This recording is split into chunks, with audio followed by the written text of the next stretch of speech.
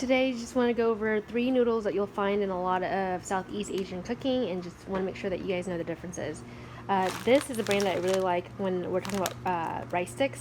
Rice sticks are the ones that are used in pho and pad thai and other popular dishes. So you typically will put it in water for like 2 or 3 minutes, let it get flexible, and then you can stir fry it. You see this a lot in Thai and Vietnamese food, not so much Lao. This is what they call rice vermicelli sticks, and if you look here, the noodles are a little bit different in that they're kind of like spaghetti, like really thin spaghetti and clear. And notice how these are like more flat. And these come in various sizes, and this one also comes in various sizes. They're thicker or thinner, but they're typically round. These are round and these are flat.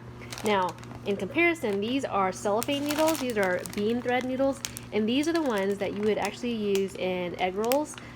So when you do egg rolls, what you do is you get them wet, get them a little bit flexible, and then you fry them. So these are bean thread cellophane noodles.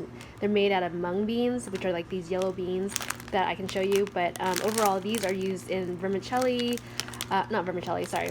They're used in a lot of egg rolls, and so they're pretty good. And there's only a handful of dishes that I use them for. But mainly, if you want to make like bun bao we, or you want to make kapun, which is a Lao dish, and Thai dish, like that's what you use for this. You do not ever use rice sticks for this.